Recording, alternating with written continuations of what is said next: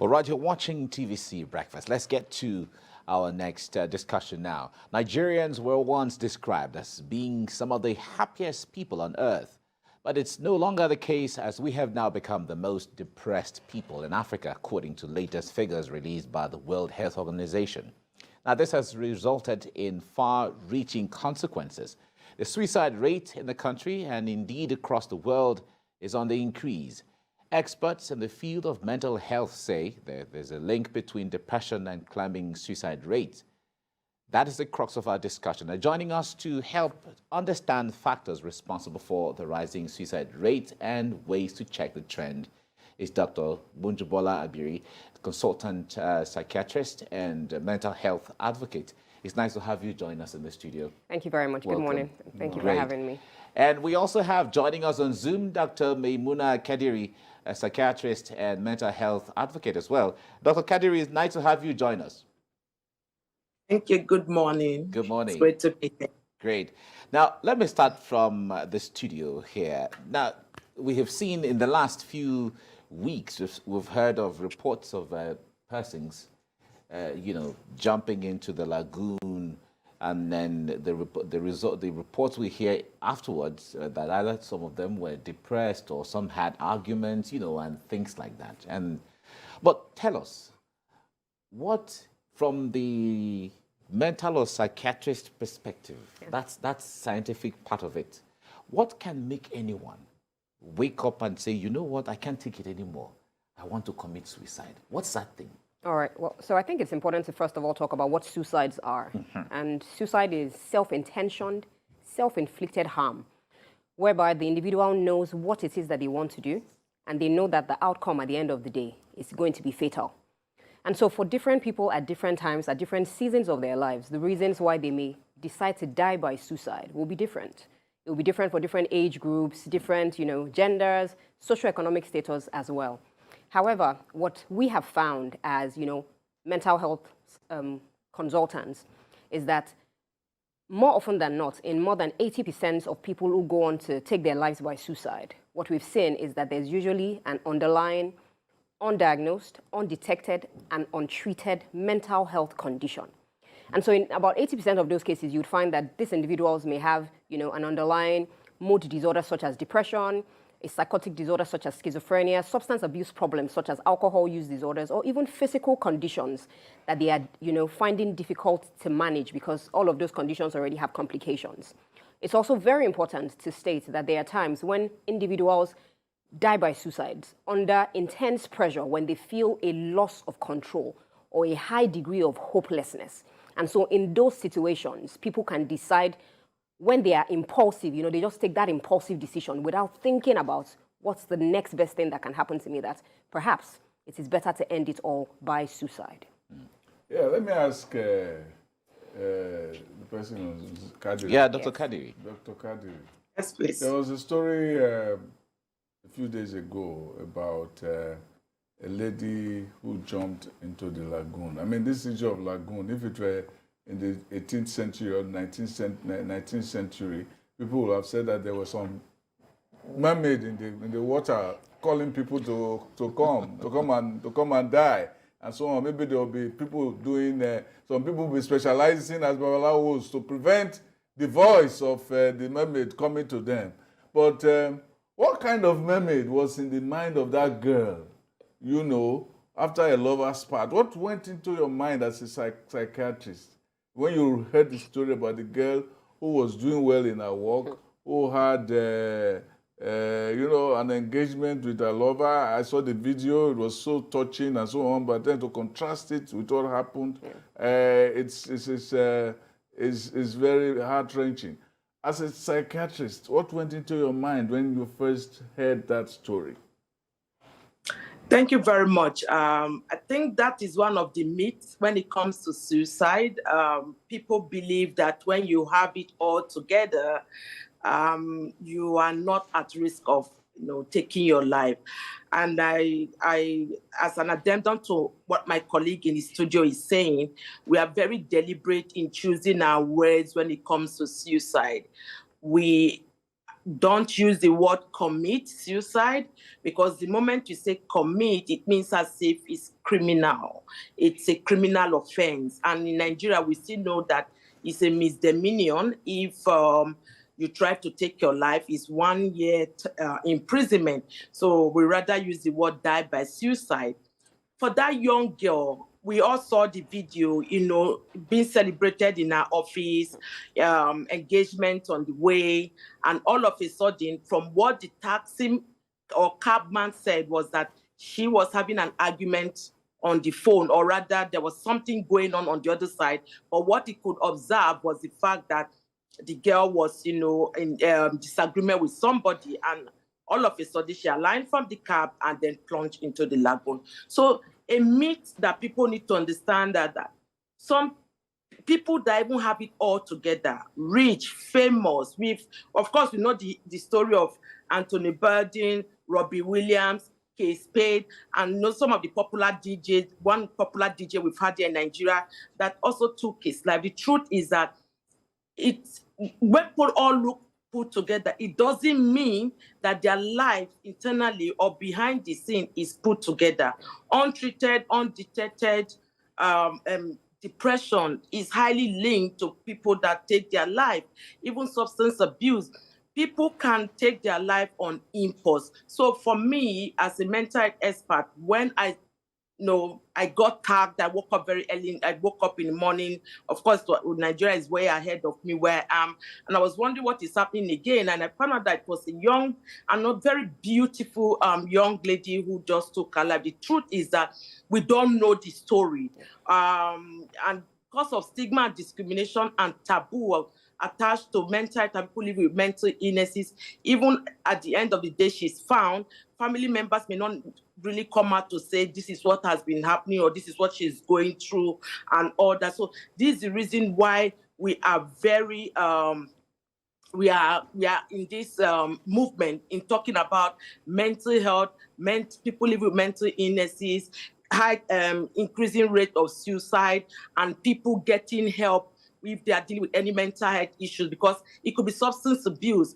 And the truth is that when people have relationship crisis, financial crisis, chronic pain, chronic illnesses, it can be very impulsive, and they can just take their life just like that, because sometimes at that point in time they may be feeling hopeless, worthless, and helpless. So those are some of the things that can easily make somebody be impulsive and just take her life or his life. In Shoyinka's Death and the King's Horseman, the word suicide was phrased in a very funny way when the white man was talking about Oleshonba wanted to commit ritual suicide. He said he wanted to commit death. So you can say commit suicide, he said commit death. That's how the Nigerian said. He said the person wanted to commit death. So that is how complicated this thing can be. I was given the story of camera about my grandfather, who he got a particular age and he said he wanted to die, and he was not dying. And when eventually he died and they cleared where he was sitting, they discovered that all the drugs they were giving him, he was not taking them, and they were not sweeping the back of the chair. So when they were clearing the place after I passed on, they saw heaps of tablets that he was not taking. And he wasn't taking. Yeah, so it means he was instrumental suicide. Is there such thing as instrumental suicide? Well, is that something that you guys have looked at? Well, so clearly, I mean, when you look at a case like that and you look at what epidemiology says, while suicides are quite high in young people, we also find that an attempt to complete suicides is actually higher in older people. And so in these older people, what they tend to do is that they tend to engage in what is known as deliberate self-harm. Deliberate self-harm may not be evident to everyone. And so they may attempt to, refuse to eat, refuse care, refuse to use their medication, but in a way that, each and every day they are slowly losing it. And so for someone like your, grandfather, who unfortunately passed away at the end of the day, what happened was that, well, all the conditions that were supposed to be managed by all of those medications clearly were not managed. And the man was hoping, and eventually it happened, that, you know, the system just decided that it was time to shut down. So it's important that we highlight that suicides also happen in elderly persons. And when they also go ahead to do it, they do it in such a way that they are definitive about it, and it is more likely than not to happen. They're likely to be wiser than every other person. Oh, well, I mean... I mean, they're able to con every other person that they're not dying. Exactly. They're really doing well. Yes. I used to say, I've often said that prosperity is not always paradise. And that hope is better than prosperity. Yes. In other words, if you think you have everything you have, and that is the end of your having, it means you don't have any hope. So a man who is poor has a healthier sense of life and greed for the future than a man who is rich, who is even afraid of losing his wealth. You know, this is the story of Okonkwo when he said that Okonkwo, the thing that was driving him was fear. Yes. Exactly. That's in Things Fall Apart. Exactly. All right, Dr. Kadiri, let me come to you on this. Yes. Can you share with us some of the early signs? You know, when someone is prone to suicide, from what we hear all of you say sometimes, that they must be, or they could be, some early signs that one should look out for. What are those signs that one should look out for, either to friends or colleagues or relatives and so on, that you would advise? Yeah, very important question. And this is where every person is needed and all hands need to be on deck, whether family, friends, foe, colleague, even at work, we all need all hands on deck in just, looking out for what we call these warning signs or red flags. Signs like person withdrawing to self, no longer interacting the way he or she used to interact before, what we call social isolation or social withdrawal. On the flip side, the person may be, very boisterous, very outgoing. There's just that change about this individual that you are noticing. Either is now more withdrawn or now more outgoing. Some of them now use alcohol or other substances more than before. Some even start planning their own funeral and start talking about, if the person is quite religious, so let rapture take place now. Let the world just come to an end. This is somebody ordinarily would not be talking about such a thing. If you hear such words from a loved one, ask questions. This is when you really listen, not judgmentally to them, create that safe space so that they can speak up and speak out, and you wouldn't criticize them, and most importantly, as Nigerians, you wouldn't be apostolic towards them. So you have to watch out for those warning signs. Some of them can even start dashing out their, choice things, choice properties.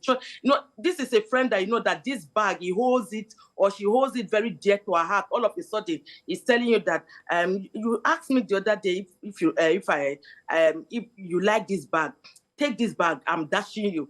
You should be wary of such, impulse kind of thing. So those are some of the warning signs. Some of them may start even showing those signs of depression, crying easily, and aside from that, some of them may be very angry. They can even go into a range. So those warning signs, for me, I always tell people, look out for one word: change. What has changed in this individual that wasn't there before that you are noticing now? What has changed in this individual that wasn't there yesterday that you are noticing now and is becoming more frequent? Those are some of the things that we should all, look out for and be able to nip on board and help that person.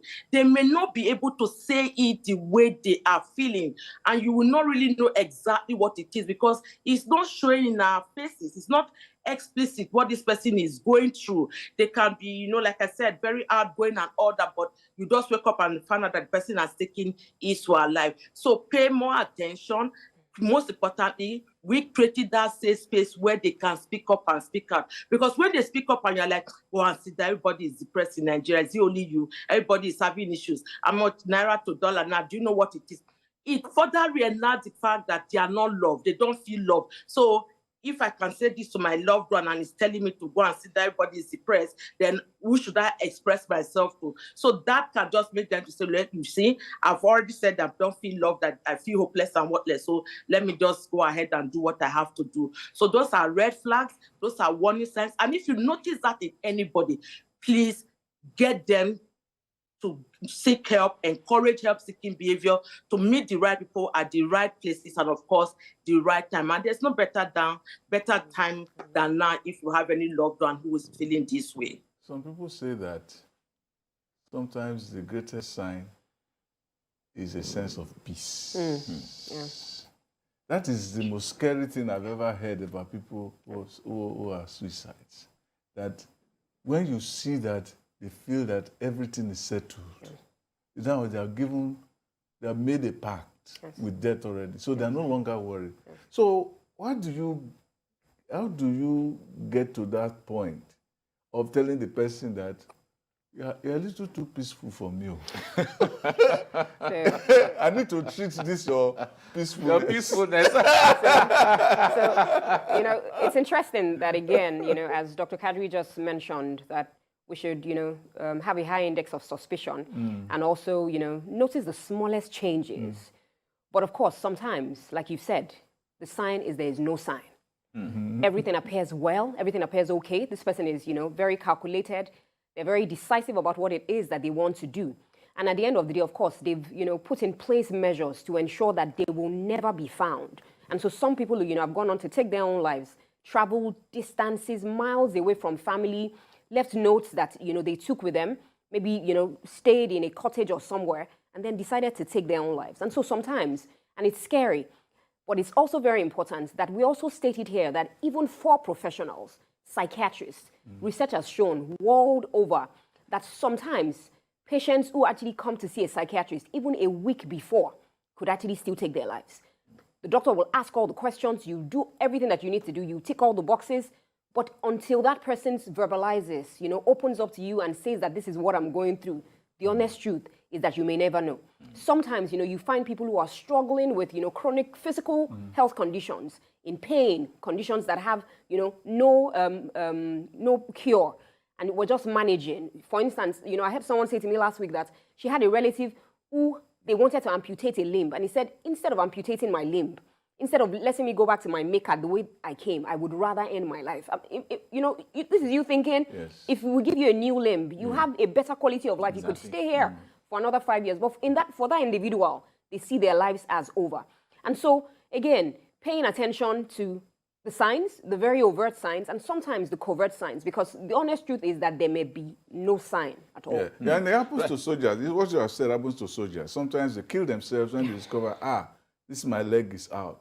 The lady that I've been saying that I'm going to impress, that I went to army. So I'll come now without one leg. I rather die than, take the poison or take the bomb and kill myself and so on. I had a story, the first suicide I've ever encountered was a young man when I was very small in Ibadan. This man was a member of the church and was always showing enthusiasm, was a bachelor, and he came to our house one time and came with this the first time I knew of this music album, the Everly Brothers. Okay. And he kept playing it. He visited us on a Saturday and it was there. Then it was later that my dad told me, said, this man has a problem, he's very lonely and so on. That's why he came. That's why he took time off and he made sure that we paid attention to him and played with him all the while. Then not long after that, we heard that he jumped into a pond and he was rescued. So they were planning in the church one Wednesday. The women in the church said, maybe one of them said, maybe I should take my daughter to go and even stay with him because we don't know what's going on with this man. Not knowing that very evening when they were talking about him, the man had taken pills and killed himself. So they come in different ways, and I wonder, maybe Kadri, you can talk to it, how you guys cope with the various surprises. I'm sure this idea of suicide is an enterprise in surprises. You never know who and you never know where and how it's going to come. Yeah, these things happen. One very key risk factor to completed case of suicide is a previous history of attempted suicide. And for every one completed case of suicide, which is more in men, there are 20 attempted cases of suicide in women. So women, attempt suicide more, but men tend to complete suicide. And this is where we all have to drive home the message regarding our nurturing our children, whereby we are telling our boys, be a man up, you are not man enough, those kind of words, and men don't cry. So when they get into those kind of crisis situation, they find themselves, look, it's with weakness of character for me to go seek for help. Let me just end it all. Unlike a woman that will go on Facebook and say, I want to kill myself, all of us will be running up and down, run to her house, break the door, look for her, and all those kind of things. So we've seen various ways whereby people do take their lives. Family members waking up to somebody taking his or her life. The person, taking a very risky way of hanging himself. Most times men do hang themselves than women, or plunge into the lagoon and all that. We've even seen cases whereby they drop the notes and then they poison themselves and poison the whole family. I've had a case where a 13-year-old poisoned the whole pot of soup in the family, but luckily the cook was able to detect that.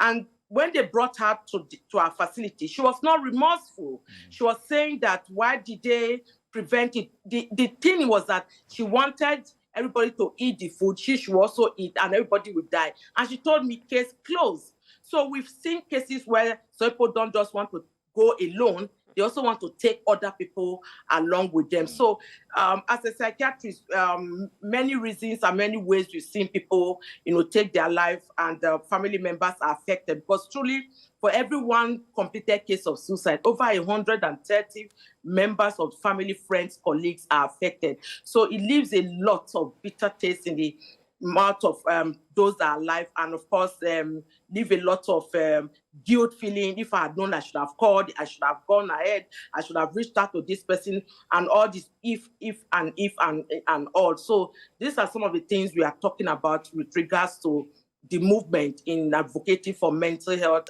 people living with mental illnesses, including their families, so that we can do much more than just the talk. We need to walk the talk.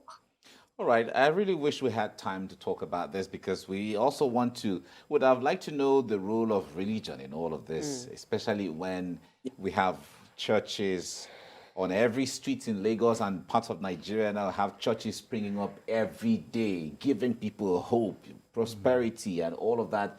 Yet we have the cases of suicide writing. And maybe they are even helping with the suicides too. All right, maybe, with the announcement of miracles.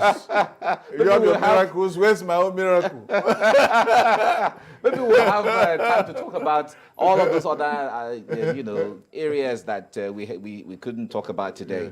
Thank you so much, Dr. Maymunah Kadiri, for coming on the program and letting us know what we have to look out for and all of that. Thank you so much.